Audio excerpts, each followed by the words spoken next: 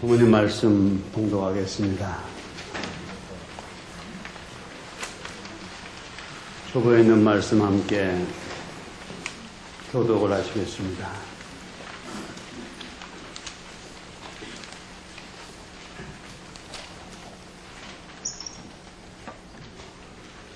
선생님은 17시간이나 기도한 적이 있습니다.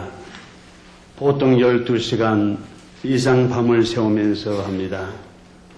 그냥 노름반, 웃음반으로 나아간 통일운동이 아닙니다. 그것은 피와 땀과 눈물로 혈육을 짜서 이루어진 진리의 길입니다. 선생님은 알게 된 그 기준을 스스로 이루고 승리한 기대는 틀림없이 이루어지기 때문에 실험에서 틀림이 없다고 확인했기 때문에 가르치는 것입니다. 선생님은 30살 돈이 없어서 먹을 것이 없어서 그런 것이 아닙니다. 불쌍한 사람을 구해주어야 할 책임이 있다는 것을 알았기 때문입니다. 그래서 못 먹고 못 입는 와중에서도 배고픈 사람들을 구해달라고 기도했고 옷을 입지 못하는 불쌍한 사람들을 해방해달라는 기도를 했습니다. 우리는 그 십자가를 짊어지고 가야 됩니다. 이제 우리 앞에 나타나는 핍박과 시련이 없다고 해서 갈 길이 평탄할 것이라고 생각하지 말라는 것입니다. 범위가 더 넓어졌습니다. 과거에는 십자가를 지고 한 곳만 바라보고 나아갔지만 이제는 한 곳만 보아서는 안 됩니다. 동서남북을 살피며 나아가야 됩니다. 선생님은 하나님이 가시는 길을 받들어야 되고 여러분은 선생님이 가는 길을 받들어야 됩니다. 여러분 일생 노정에 그러한 기준을 중심 삼고 남겨질 수 있는 선물을 이 땅에서 마련해 하늘 앞에 가져가야만 부모님 앞에 가까이 갈 수 있고 동고동락의 상속권의 분야를 차지하고 여러분이 천상세계 계열의 책임자로 설정된다는 것을 틀림없이 알고 책임 있는 생애의 길을 가야 합니다. 네, 식구 여러분 안녕하십니까? 우리 이 양 오늘 졸업간증 잘 들었습니다. 다시 한번 축복의 박수 보냈으면 좋겠습니다.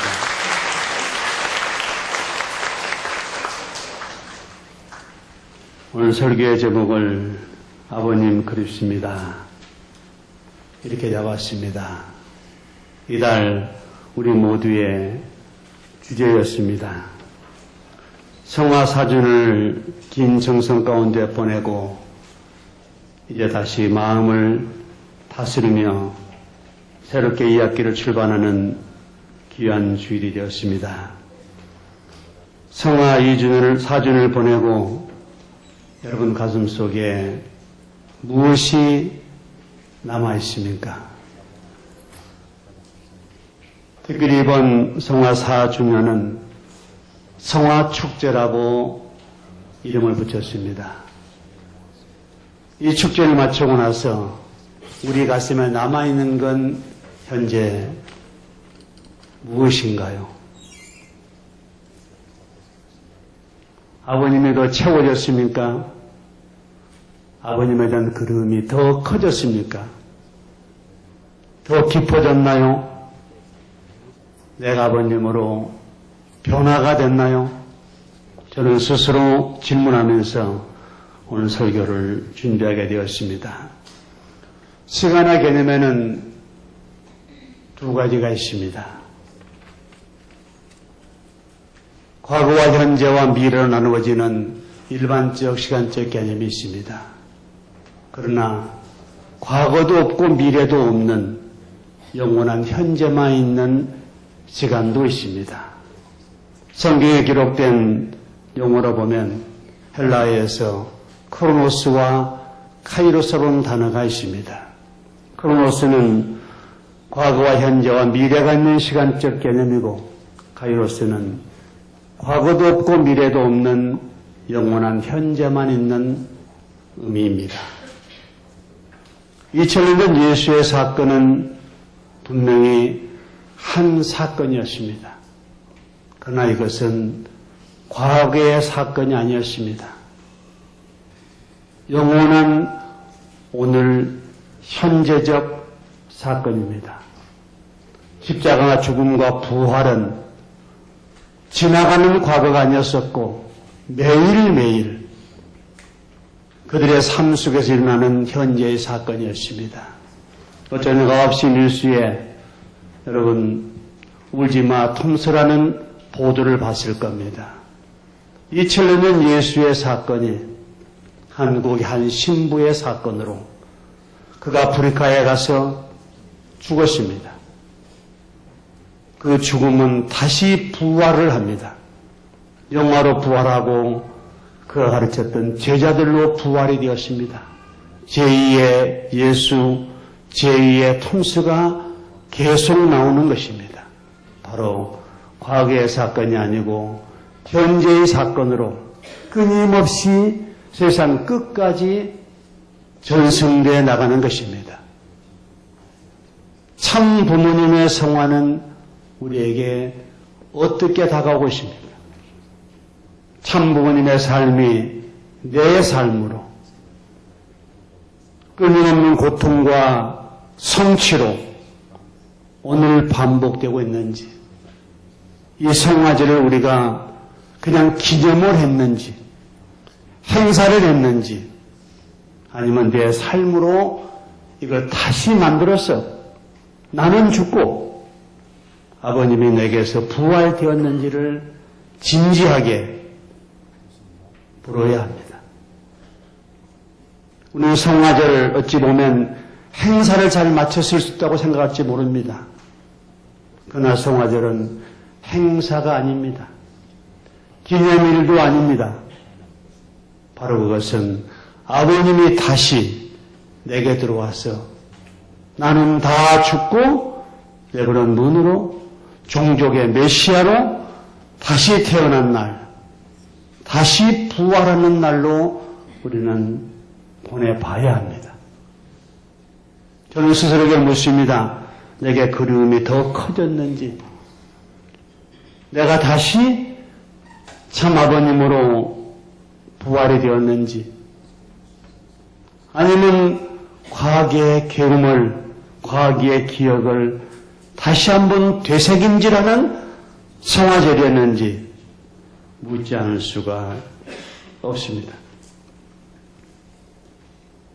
근본 성화제에 대해서 참어머님께서는 그렇게 말씀하셨습니다.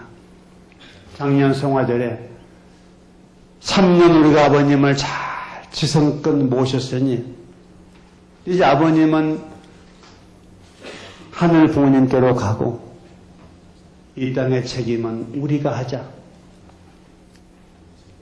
이제 아파하지 말고 그 아픔을 그야말로 승화시켜서 미래로 가는 에너지로 폭발을 하자. 그래 이제 성화 축제로 한다. 이렇게 말씀하셨습니다. 이번 성화는 우리가 축제로 보냈습니다.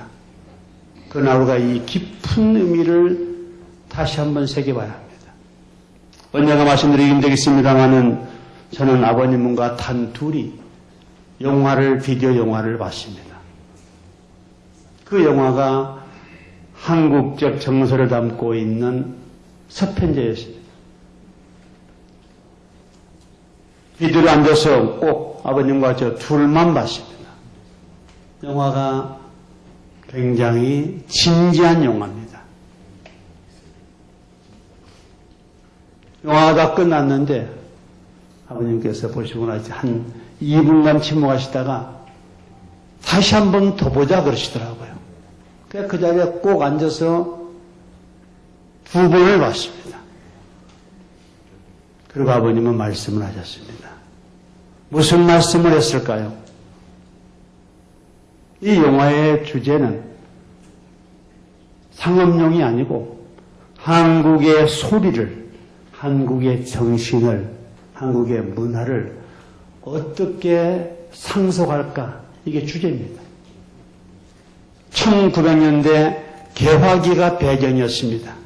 이제 한국의 전통적 정신적 문화와 서양 문물이 막 들어오고 있는, 밀려오고 있는 그 전환기적 상황 속에서 어떻게 아버지가 그 소리를 상속시킬까? 두 아들과 딸이 있습니다. 아들은 장가를 배우고 딸은 소리를 배웁니다.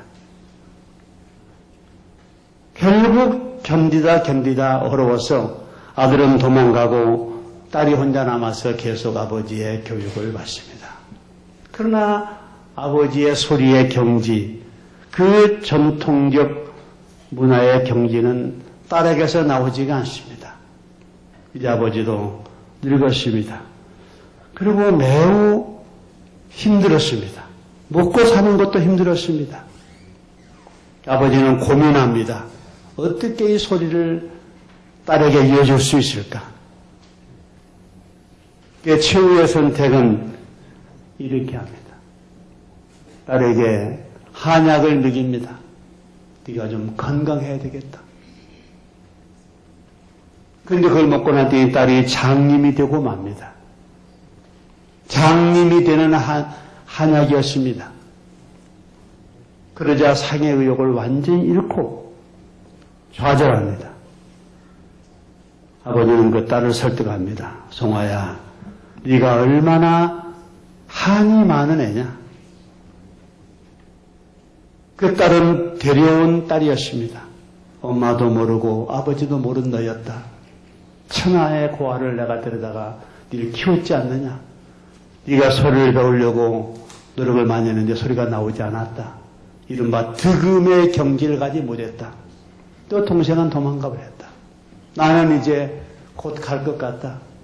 어쩌면 좋겠는가? 그 딸은 그때서야 자기의 가슴 속에 맺힌 한을 폭발합니다.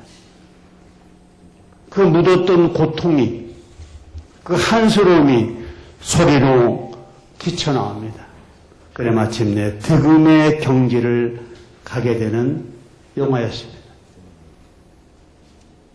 아버님은 그 영화를 보시고 나서 저한테 그렇게 말씀하셨습니다. 나는 저 아버지처럼 너희들한테 그렇게 고통을 못 주는구나. 그렇게 내가 매정하지 못하다. 이런 말씀하셨습니다. 아버님은 그런 분이었습니다. 우리에게 상속하기 위해서 오늘 말씀해 보시는 것처럼 당신 스스로 실행하고 당신 스스로 배가 고파지고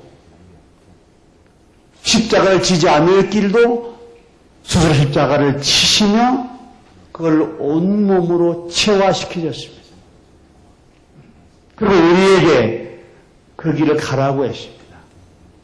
그럴 때 부모님의 정서와 부모님의 문화와 부모님의 삶은 내게로 들어올 수가 있습니다. 바로 성화절에 우리 모두는 다 이렇게 체득이 되어야 될 것입니다. 3년 동안 어머님은 아버님의 삶에 대한 고통을 감수하며 심화시키는, 숙성시키는 과정이었습니다. 그리고 우리가 과거에 머무르지 않고 이제 세계를 향해서 미래로 다시 통과가 일어서야 한다. 이렇게 맞이한 성화 4주년이었는데 보내고 난 지금 우리의 가슴에는, 우리의 삶에는 어떤 변화가 왔는가? 내 기억 속의 아버님인가 아니면 내 삶 속의 아버님인가를 다시 한번 진지하게 물어봐야 합니다. 우리가 문화하면 노래를 생각합니다. 문화하면 춤을 생각합니다. 그러나 여러분, 문화의 광의적 의미는 그렇지가 않습니다. 그건 지극히 문화의 한 부분입니다. 한국 문화, 한국의 문화가 뭐가 있습니까? 물론 한국의 춤도 있습니다. 한국의 노래도 있습니다. 그러나 한국의 의상도 있습니다. 한국인의 의식도 있습니다. 한국인의 음식도 있습니다. 한국인의 삶도 있습니다. 바로 문화란 광의적 의미에서 삶의 총체적 양식입니다. 심정문화 축제라고 했을 때 우리는 바로 부모님의 삶의 전체 양식을 우리가 다시 한번 되새김질하고 나는 다 보내고 참부모님의 그 숭고하신 삶만 다시 내게서 부활되어지는 것을 만들어 내야 합니다. 그러면 그 참부모님은 어떤 분이었던 건가요? 아버님은 어떠셨죠? 최근에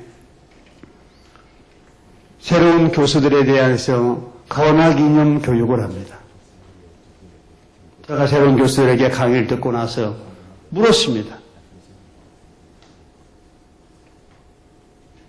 질문 한번 해보시오. 무엇이든 질문해 보십시오. 그뒤 첫 번째 질문이 문선명 총재님 설립자는 어떤 분이신가요? 아버님은 어떤 분인가요? 참부모님이시죠? 참부모님은 어떤 분인가요? 그분이 사상가인가요? 그분이 교육자인가요? 그분이 종교 지도자이십니까?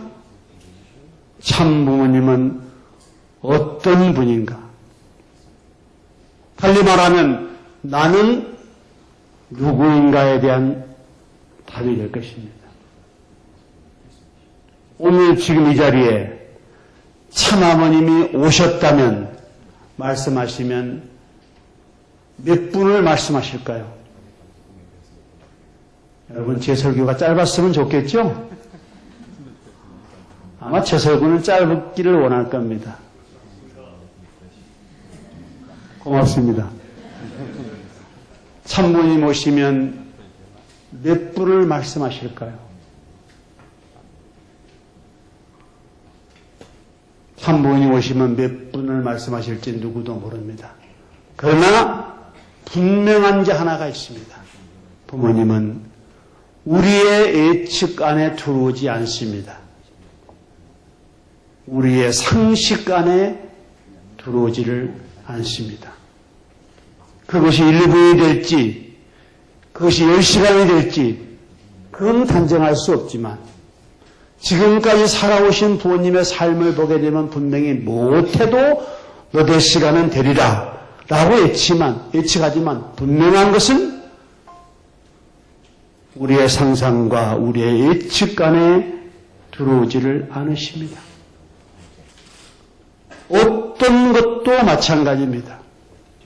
부모님께서 김대중 대통령을 만날 때, 부시 대통령을 만날 때, 부모님께서 저 시골에 이장을 만나서 이야기할 때, 어떤 경우라도 부모님은 우리의 예측 안에 들어오지 않는 분이었습니다.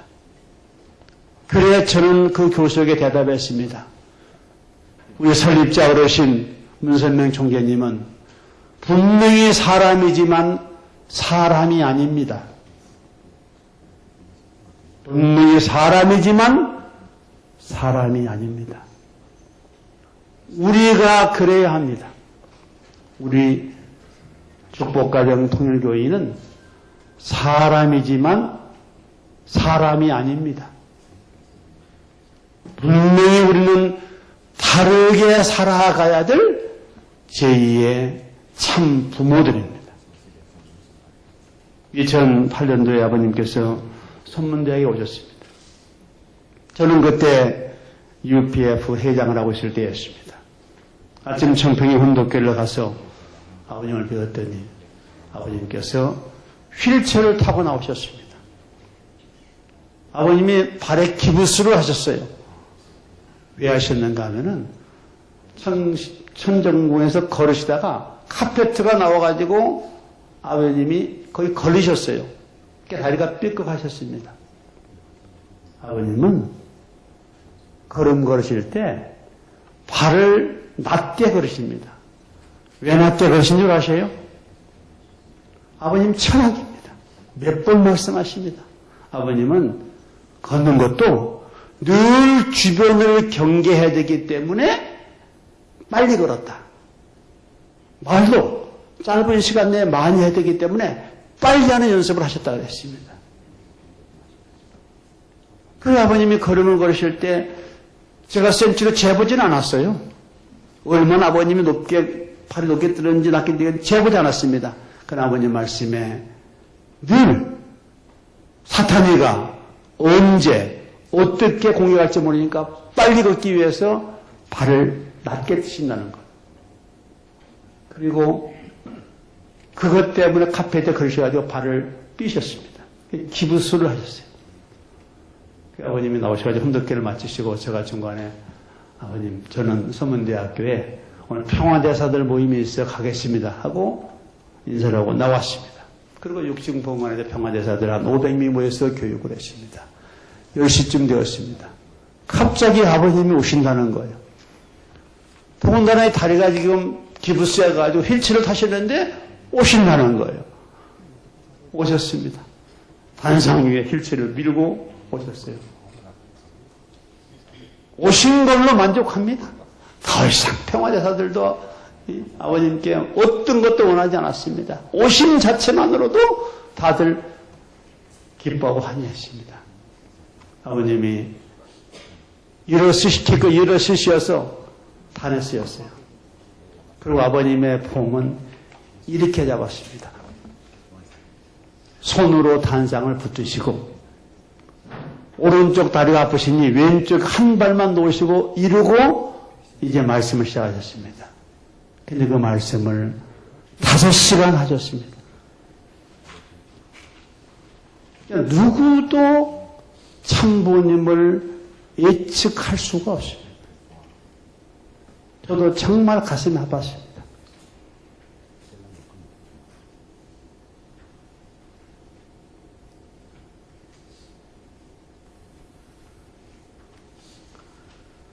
아버님은 사람이 아니십니다. 그분은 사람이지만 분명히 사람이 아니십니다. 그렇게 살아오셨던 아버님이었습니다. 오늘 그런 분을 모시고 살아가는 제2의 참부모의 레벨은 문이라고 이게 우리의 정체성입니다. 우리의 보통적 상식으로 생을 살아간다. 이건 분명히 우리에게 맞지 않는 사치입니다. 이 성화절에 오늘 다시 한번 아버님의 삶, 그야말로 심정 문화의 정체성, 이걸 우리 가슴속에 담고 나는 죽고 우리가 다시 아버님으로 부활돼서 1년을 살고 내년 성화절에 또 우리가 죽고 또 부활하고 매년 부활의 연속 속에서 우리의 생은 마감이 되어야 될 겁니다. 아버님은 어떤 것도 섭리와 연관 짓지 않는 게 없었습니다. 여러분, 최근에 올림픽을 했습니다. 브라질 올림픽 잘 봤습니다. 우리 한국 선수들 우리에게 많은 감동을 주었다고도 말했습니다. 그 올림픽을 보면서 아버님을 생각하셨습니까? 아마 많은 식구들은 생각하지 않았을 겁니다. 잊어버렸을 겁니다. 88 올림픽이 있었을 때 아버님은 그 올림픽을 섭리적인 올림픽으로 만드셨습니다. 그 전 올림픽은 세계 동서냉전 가운데 화합 올림픽이 아니었습니다. 아버님은 85년도까지 40년 광야 시대를 마치고 이제는 남북 통일의 시대요, 세계 평화의 시대요, 섭리적 방향을 잡으시고 그리고 다가온 서울 올림픽을 섭리적인 의미로 다시 재해석해서 당신이 주인으로 만들었습니다. 그리고 아버님을 알든 모르든 거기에 참석한 모든 선수들에게 양복 한 복씩을 다 줬습니다. 그리고 올림픽을 마치고 난 다음에 바로 10월 3일 세계통일국 개천일을 선포하시게 됩니다. 이번 브라질 올림픽 마치고 나니까 삼성에서 핸드폰 하나를 전체 기증을 했더구만요. 아마 아버님께 배웠을지 모릅니다. 아버님은 그 어떤 것도 하나님의 섭리와 연관짓지 않는 것이 없습니다. 정치, 경제, 사회, 문화, 한국, 일본, 미국, 아프리카, 유럽 어떤 것도 아버님은 섭리와 연관하지 않는 것은 없습니다. 바로 올인하셨습니다. 당신의 전 삶을 당신의 생애 속에 나타나고 있는 이 중요한 역사적, 섭리적 대전환기의 모든 현상들을 하나님의 섭리적 사건을 연결지어 내시는 이 참부모님의 삶, 바로 우리 심정 문화입니다. 오늘 아버님을 생각하면서 노래를 합니다. 아버님 좋아하셨던 고향무정도 있고 허공도 있고 신화장도 있고 오빠 생각도 있고 또 아버님 좋아하시는 희망가도 있고 마음은 자유천지 백금의 보석 노래도 있습니다. 그러나 여러분 아버님은 그냥 노래를 부르지 않습니다. 그 속에 다 의미가 담겨져 있습니다.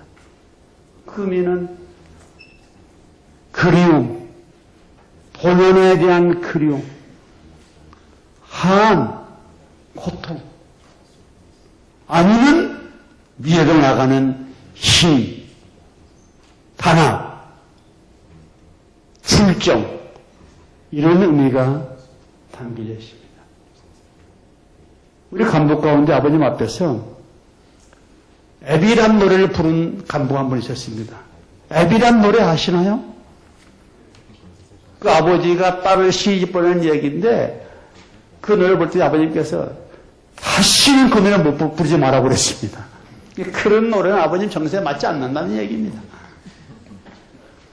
아버님이 허공을 부르실 때면은 가끔 너무 노래에 취하셔가지고 마이크를 던질 때도 있습니다. 저는 늘 궁금했습니다. 아버님 가슴속에 무엇이 맺혔길래 저렇게 가슴으로 노래를 부르실까? 신앙을 한번 보십시오. 그 노래 속에 그 누군가를 기다리는 그 애절함이 담겨져 있습니다. 아버님은 누구를 저렇게 그리하고 계실까? 아버님이 아주 좋아하시는 노래, 백금의 보석 놓은 왕관을 준다 해도 마음은 자주 그렇게 즐겨 부르시는 아버님. 이건 노래가 아니고 아버님의 삶입니다. 바로 사람이 돼 사람이 아닌 아버님의 그 초시간적, 공간적 섭리를 위한 삶. 올림픽에 들어간 그 어떤 것도 섭리와 연결시키지 않는 것이 없는 전인적 참모님의 삶. 이것이 바로 성화축제 심정문화의 핵이었습니다. 바로 어머님은 3년 우리가 그런 것을 내면화시켜서 이제 땅 끝까지 세상을 향해 나가는 그런 의미의 이번 성화절이었습니다. 다시 저는 묻습니다. 저 스스로에게 질문하는 겁니다. 우리는 행사를 하고 있는가? 아니면 아버님의 삶을 상속하며 영원한 현재로 계속 반복하고 있는 것인가? 과거를 추억하고 해상하는 것인가? 아니면 영원한 현재로 내 삶으로 상속하고 체득하고 있는가? 아버님을 그리워하는 것은 내 상상 속의 이 얘기가 아니라 내 삶 속에서 다시 아버님을 부활시켜내는 바로 이런 의미가 곧 아버님을 그리워하는 의미입니다. 기도하겠습니다.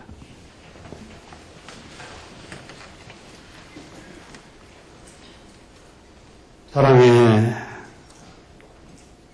하늘 부모님, 천지인 참 부모님, 그 무더웠던 더위가 어김없이 물러가고 있사옵니다. 가을이 오니 좀 늦었지만 여전히 그 가을은 우리에게 다가오고 있사옵니다. 당신의 창조가 이렇게 섭리대로 움직여 나가고 있는 것은 살아계신 하나님의 증언임을 저희가 알고 있사옵니다. 지난 철력 10월 17일 아버님의 성화 4주년을 저희가 기념하고 마음에 새겼습니다. 온 세계 통일가가 다시 한번 참 부모님을 가슴에 담고 자신들의 삶은 다 지우고 참 부모로 다 다시 태어내는 거룩한 성화절이었습니다. 다시 되돌아보면 우리가 얼만큼 아버님을 그리워하고 내 가슴 속에 채우고 그리고 내 삶 속에 우리들의 삶 속에 이 사회와 역사 속에 흐려냈는지를 놓고 보면 송구스러운 마음 금할 길이 없사옵니다. 당신이 세우신 이 선문대학교가 이제 천지개벽 선문학당으로 미래를 지켜내는 심정교육의 전당으로 당신의 삶을 그려내는 심정문화의 전당으로 다시 태어날 수 있도록 축복하시옵소서. 그동안 지켜주심을 진심으로 감사드렸고 영원한 미래를 책임지는 전 세계적인 대학으로 발돋움하기 위한 성화 4주년의 새 출발 선문학당으로 축복하시옵소서. 오늘 이 예배에 참여한 우리 모두가 다 다시 한번 당신의 삶을 통한 심정문화를 우리들의 삶으로 상속하고 전승시켜내는 귀한 성일로 축복하시옵소서. 축복 중심가정 황선재의 무로 간절히 보고하며 하였사옵나이다.